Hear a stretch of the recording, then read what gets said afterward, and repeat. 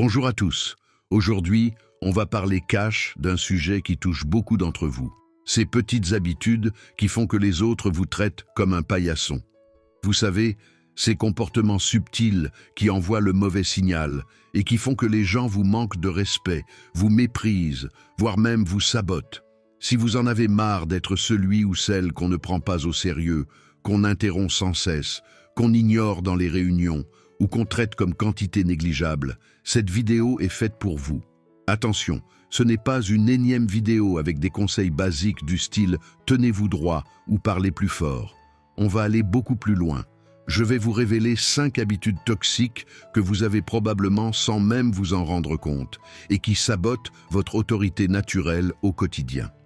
Ces habitudes, je les ai identifiées après des années d'observation et d'expérience. Et une fois que vous les aurez comprises, vous ne pourrez plus les ignorer. Mieux encore, vous saurez exactement comment les corriger. Avant de commencer, si ce genre de contenu vous parle, prenez 2 secondes pour aimer la vidéo et vous abonner à la chaîne. Ça m'aide énormément à continuer de produire du contenu de qualité pour vous. C'est parti, on attaque avec la première habitude qui vous fait passer pour quelqu'un de faible. La négligence de ta propre apparence, la constante autodépréciation. Notre apparence et notre attitude envers nous-mêmes sont des signaux puissants que nous envoyons constamment aux autres.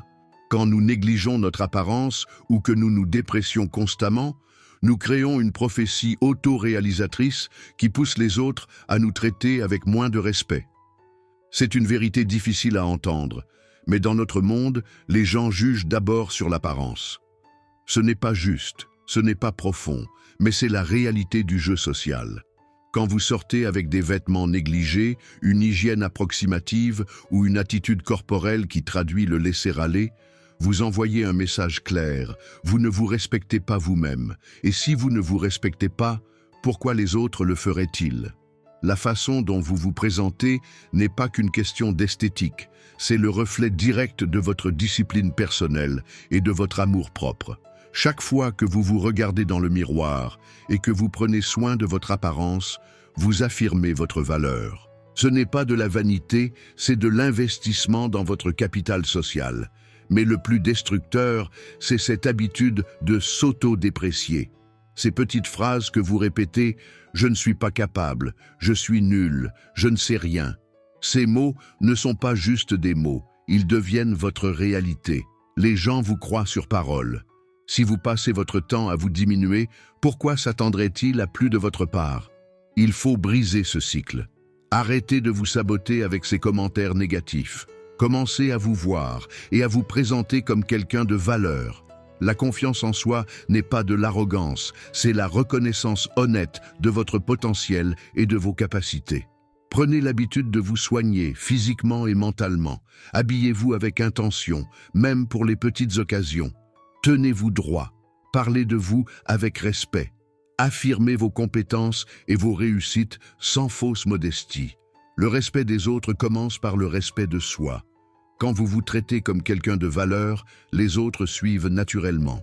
C'est un changement qui demande de la constance et de la conviction, mais qui transforme radicalement la façon dont le monde vous perçoit et interagit avec vous. Rappelez-vous, vous établissez le standard de la façon dont les autres doivent vous traiter. Si vous vous présentez comme quelqu'un de négligeable, vous serez traité comme tel. En revanche, si vous vous comportez comme quelqu'un qui mérite le respect, vous créez une nouvelle norme dans vos relations avec les autres. La clé est d'être conscient que chaque interaction, chaque apparition publique, chaque conversation est une occasion de renforcer votre image de personne qui mérite le respect. Ce n'est pas superficiel, c'est stratégique. C'est comprendre que dans le monde social, la façon dont vous vous présentez et dont vous parlez de vous-même façonne directement la façon dont les autres vous traitent. Commencez aujourd'hui.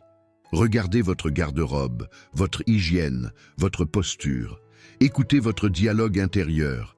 Identifiez les moments où vous vous dépréciez et transformez consciemment ces moments en opportunités d'affirmation de soi. Le changement dans la façon dont les autres vous traiteront sera remarquable. Deuxième comportement qui fait que les gens vous négligent, vous sabotent, vous manquent souvent le respect, c'est l'excès de politesse, être trop gentil. Parlons d'une erreur que beaucoup d'entre nous commettent, l'excès de politesse et cette tendance à être trop gentil. Vous pensez peut-être que c'est une qualité, mais en réalité, cela peut sérieusement compromettre la façon dont les autres vous perçoivent et vous traitent. Réfléchissez un instant.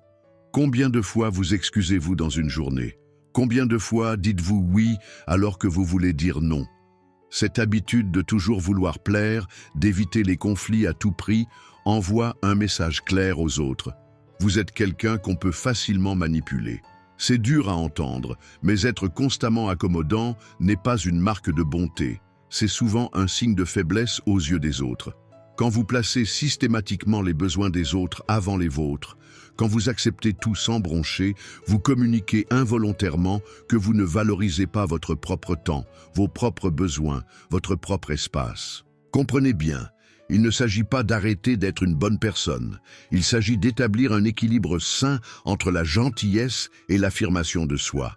La vraie force ne réside pas dans la capacité à tout accepter, mais dans la capacité à établir des limites claires et à les faire respecter.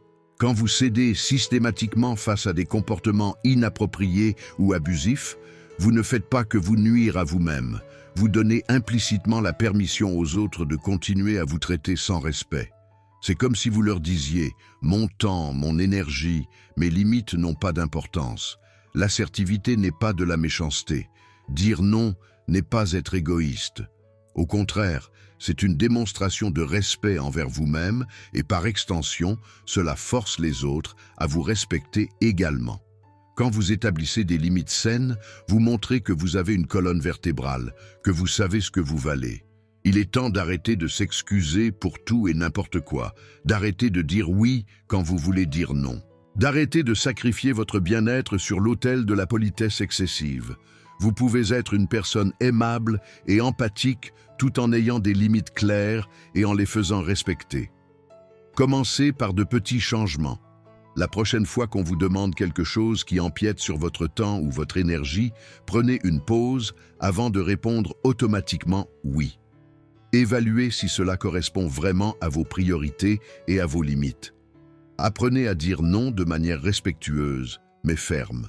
Le respect des autres se gagne en montrant que vous vous respectez vous-même, en établissant des limites saines, en valorisant votre temps et votre énergie, en refusant d'être le paillasson sur lequel tout le monde s'essuie les pieds. Ce n'est pas toujours confortable au début, mais c'est nécessaire pour construire des relations équilibrées et respectueuses. Souvenez-vous, la vraie gentillesse vient d'un choix conscient, pas d'une incapacité à dire non. Quand vous apprenez à équilibrer bienveillance et assertivité, vous créez un environnement où les autres sont naturellement portés à vous traiter avec le respect que vous méritez. Troisième habitude qui te fait paraître comme faible, c'est l'incapacité à se fixer des limites, ne pas savoir dire non. L'art de dire non est probablement l'une des compétences les plus cruciales que vous devez maîtriser si vous voulez être respecté. Paradoxalement, c'est en apprenant à refuser certaines choses que vous gagnez le plus de respect, pas en étant toujours disponible et accommodant. Beaucoup d'entre nous ont cette fausse croyance que dire oui à tout nous rendra plus appréciés, plus aimés. En réalité, cette incapacité à poser des limites envoie un message dangereux. Vous êtes manipulable, vous ne valorisez pas votre temps et vos propres besoins sont négligeables. Réfléchissez un instant. Qu'est-ce qui est vraiment important pour vous? Votre temps, votre énergie, votre tranquillité d'esprit? Ces ressources sont précieuses et limitées. Chaque fois que vous dites oui à quelque chose qui va à l'encontre de vos valeurs ou qui épuise ces ressources, vous vous trahissez vous-même.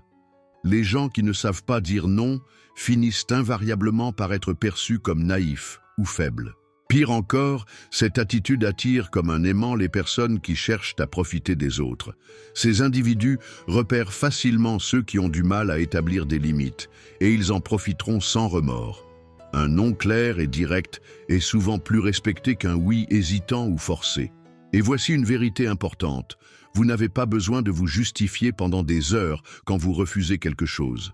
Un non poli, mais ferme, suffit. Les explications excessives diminuent souvent l'impact de votre refus et ouvrent la porte aux négociations non désirées. Poser des limites n'est pas de l'égoïsme, c'est de l'autopréservation. C'est reconnaître que vos besoins, votre temps et votre énergie ont de la valeur. Quand vous établissez des limites claires, vous communiquez aux autres que vous vous respectez vous-même, et en retour, ils sont plus enclins à vous respecter. Cette incapacité à dire non peut sembler inoffensive au début, mais elle érode progressivement votre autorité et votre valeur aux yeux des autres. Chaque fois que vous cédez contre votre meilleur jugement, vous envoyez le message que vos propres limites sont négociables. Il est temps de comprendre que le respect ne se gagne pas en étant perpétuellement agréable ou en évitant les conflits. Le vrai respect vient de votre capacité à tenir fermement vos positions, à défendre vos valeurs et à protéger vos frontières personnelles. Commencez dès maintenant. La prochaine fois qu'on vous demande quelque chose, prenez le temps de vous demander « Est-ce que je veux vraiment faire ça ? Est-ce que cela respecte mes valeurs et mes limites ?» Si la réponse est non, alors dites-le simplement, clairement, sans vous excuser et sans vous justifier excessivement. N'oubliez pas, chaque non que vous prononcez est une affirmation de votre valeur personnelle. C'est une déclaration claire que votre temps, votre énergie et vos besoins comptent. Les gens qui méritent d'être dans votre vie respecteront ces limites. Ceux qui ne les respectent pas vous montrent exactement pourquoi ces limites sont nécessaires en premier lieu. Quatrième habitude qui te font paraître faible, c'est le manque de confiance en toi. Le manque de confiance en soi n'est pas juste un sentiment interne, c'est un signal puissant que vous émettez en permanence, que vous le vouliez ou non. C'est comme un parfum invisible qui influence la façon dont les autres vous perçoivent et vous traitent. Regardons la réalité en face. Vous passez des heures à douter de chaque décision, à vous questionner sur vos capacités, à vous diminuer mentalement. Vous vous demandez constamment si vous êtes à la hauteur, si vous méritez votre place, si vous êtes capable. Et puis, vous vous étonnez que les autres ne vous accordent pas le respect que vous désirez. Ce qui est fascinant et tragique à la fois, c'est que même quand vous ne dites rien, votre corps parle pour vous.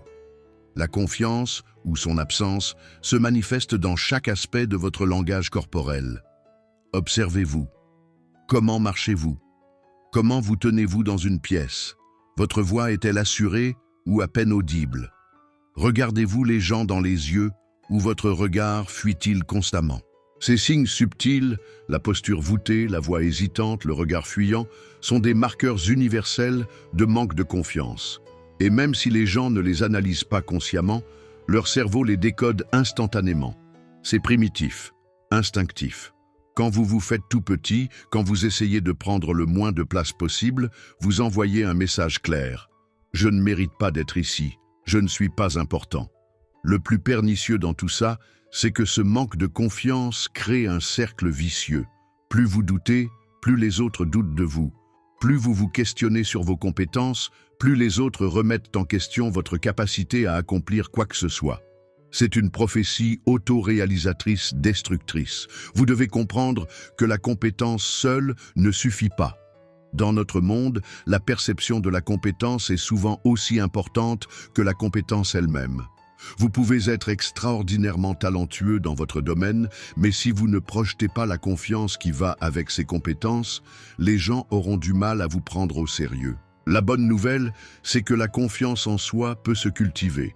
Ce n'est pas un trait de caractère fixe avec lequel on naît. C'est une compétence qui se développe avec la pratique. Commencez par des petits changements. Redressez votre posture, parlez plus fort et plus clairement, maintenez le contact visuel. Ces ajustements physiques peuvent sembler superficiels, mais ils envoient des signaux puissants à votre cerveau et à votre entourage. Arrêtez de prendre 3 heures pour des décisions mineures. L'indécision chronique n'est pas de la prudence, c'est de la paralysie. Commencez à faire confiance à votre jugement. Même si vous faites des erreurs, l'action décisive gagne plus de respect que l'hésitation perpétuelle. La confiance authentique n'est pas de l'arrogance, c'est la reconnaissance calme et assurée de votre valeur. Quand vous commencez à vous voir comme quelqu'un de capable et de valeur, les autres suivent naturellement. C'est un changement qui commence de l'intérieur, mais qui transforme radicalement la façon dont le monde extérieur interagit avec vous. Cinquième comportement qui font que les gens vous négligent, vous méprisent, vous manquent souvent le respect, c'est le fait de ne pas respecter les autres. Parlons d'une vérité fondamentale que beaucoup semblent oublier. Le respect n'est pas quelque chose qu'on exige, c'est quelque chose qu'on échange. C'est une rue à double sens, et si vous voulez le recevoir, vous devez d'abord savoir le donner. Trop de gens se plaignent du manque de respect qu'ils reçoivent, tout en ignorant complètement leur propre comportement envers les autres. Ils pensent mériter le respect simplement parce qu'ils existent, sans comprendre que leurs actions sapent quotidiennement le respect qu'ils pourraient recevoir. Regardez votre comportement en société. Comment traitez-vous les gens autour de vous? Êtes-vous celui qui fait des remarques déplacées sur l'apparence des autres? Celui qui se croit supérieur et le montre par des critiques constantes? Celui qui discrimine ou méprise certaines personnes parce qu'elles sont différentes? Chacune de ces actions érode non seulement le respect que les autres ont pour vous, mais révèle aussi votre propre manque de maturité émotionnelle. L'arrogance et le mépris des autres ne sont pas des signes de force, ce sont des manifestations de faiblesse. Quand vous rabaissez les autres pour vous sentir supérieur, vous montrez en réalité votre propre insécurité. Les gens vraiment forts n'ont pas besoin de diminuer les autres pour se sentir importants. Prenons un exemple concret. Lors d'une sortie entre amis, comment vous comportez-vous? Êtes-vous attentif aux besoins et au confort de chacun? Ou êtes-vous celui qui impose ses choix, ignore les préférences des autres et fait des blagues blessantes sous couvert d'humour? Ces moments révèlent votre véritable caractère. L'empathie et la considération pour les autres ne sont pas des signes de faiblesse, ce sont des marques de force intérieure et de maturité. Quand vous prenez le temps de comprendre et de respecter les perspectives différentes, quand vous traitez chaque personne avec dignité, vous créez un environnement où le respect mutuel peut s'épanouir. N'oubliez jamais, la façon dont vous traitez les autres devient rapidement votre réputation. Si vous êtes connu pour votre manque de respect envers les autres, ne vous attendez pas à ce qu'ils vous respectent en retour. Les gens ont une mémoire longue quand il s'agit de la façon dont on les traite. Le vrai respect se gagne à travers des actions quotidiennes cohérentes. C'est dans la façon dont vous écoutez quand les autres parlent, comment vous gérez les désaccords, comment vous traitez les personnes qui ne peuvent rien vous apporter. Ces petits moments définissent qui vous êtes vraiment. Si vous voulez être respecté, commencez par examiner votre propre comportement. Êtes-vous quelqu'un qui élève les autres ou qui les rabaisse? Qui inclut ou qui exclut? Qui construit ou qui détruit? La réponse à ces questions détermine largement le respect que vous recevrez en retour.